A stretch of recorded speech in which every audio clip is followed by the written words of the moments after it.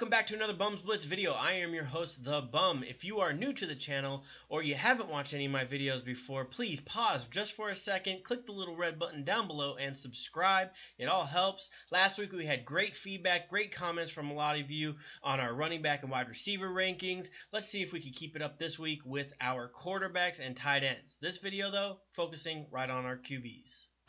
As usual, I'd like to start by telling you that these are my rankings and my own opinion. So each player has their own ADP, average draft position, so you should draft them accordingly. Just take into account that I say that these guys are going to be top 10 quarterbacks, and if you have a chance to draft them where they should or maybe reach a little bit, if I like them, then go ahead and do that. Just use my opinion as information.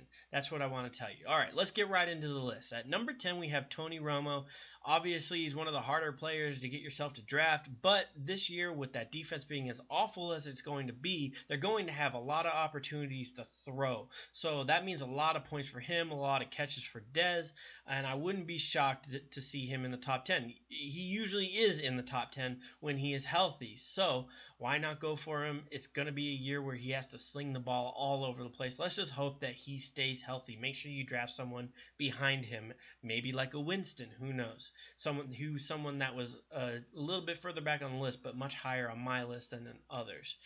Eli Manning at number 9, another guy that's hard to draft, but he's in his second year of this offense. He has great weapons, great wide receivers that he could throw to. One of the best wide receivers in the game. And then also he has Cruz, who seems to be getting back into it a little bit more. He does have a little bit of an injury, but who knows? Then that rookie that they got.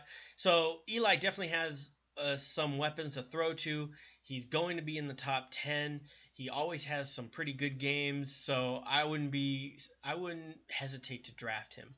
At number 8, we have Big Ben. Big Ben always seems to have a huge game or two during the year. 30-point game. Kind of skews his stats a little bit because in some games he has a 10-pointer or a 12-pointer game.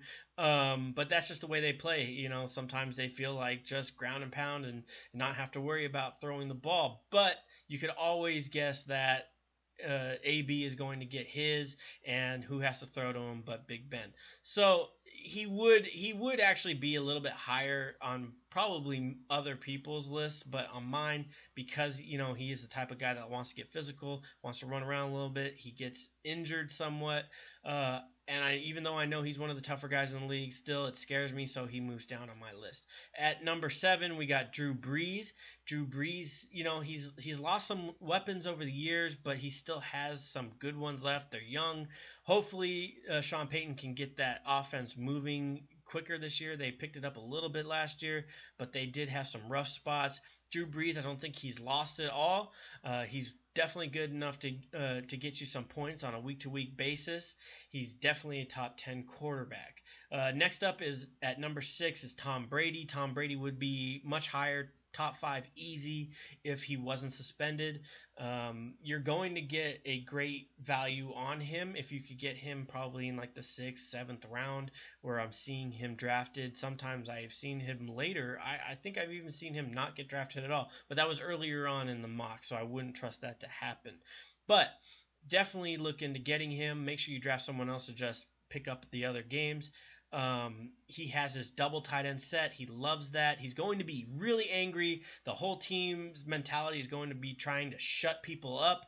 Belichick wants to shut people up. He wants to shut them down and run all over their throat. And I think that Brady is going to benefit from that. At number 5, we have Carson Palmer. Carson Palmer has a great offense to throw to. He just got paid some. Even Fitz got paid some, telling me that they're pretty happy with what they got. They got 2 great wide receivers in Floyd and Brown. And you know what? I just think that he's going to have a great year. I could really see him having a better year than he had last year. And next on the list is number 4, Andrew Luck. Now, this one's a little bit more iffy for me. According to some reports in camp, he's kind of throwing the ball all over the place. I made these reports or this ranking before I read those. Those are today, really. So if there is more on this, I will move him down 2 spots and move everybody else up probably. But for the time being, he's my number 4 quarterback. He has Ty Moncrief, even Dwayne could have a nice year this year. Who knows? But he's one of the smartest quarterbacks in the league. He has so many tools. He could run. He could throw. Just something's going on, I guess. Who knows? I don't know. I'm not a quarterback coach, but just keep an eye out for Andrew Luck. At number 3, we got Russell Wilson. Russell Wilson could run the ball. He's going to get you points on the ground. He's going to get you touchdowns. He's going to make the right choice, throw touchdowns, get some yards. Last year he had a career year for his stats. Once Marshawn Lynch left the team or was injured, their offense had to pick up. He threw the ball more, and Doug Baldwin was the benefactor of all that. Hopefully that continues. Jimmy Graham is going to be back, it seems. He started practicing this week. So really, Russell Wilson is a great play for me. He's my number 3 quarterback. At number 2, we have Aaron Rodgers, a perennial top 3 quarterback. Jordy Nelson is back. He has Cobb. We'll see what else they can do. He's going to score because he is just that good. So hopefully the weapons around him get a little bit better, or at least they stay healthy this year, and we can really see some great stats out of Aaron Rodgers. At number 1, of course, it's Cam Newton. Cam Newton was my kind of sleeper last year. I don't know if you could call him a sleeper, but he was going way late in the draft, and I kept saying he's going to be number five quarterback. I knew it, and he paid off. He has Kelvin Benjamin this year coming back. Hopefully he's healthy. They say he's gotten lighter. He has a new respect for the game. He kind of took things lightly before. But now he's ready to go. Cam Newton's going to have another weapon, someone to finally throw the ball to on third down, which they couldn't do last year. They didn't have to just wing it up top to Ted Ginn, and hopefully he catches it 1 out of 3 times. So that's ultimately going to lead to better stats for Cam Newton. I really think that he could repeat what he did last year, and that's why he's my number 1 quarterback this year in fantasy football.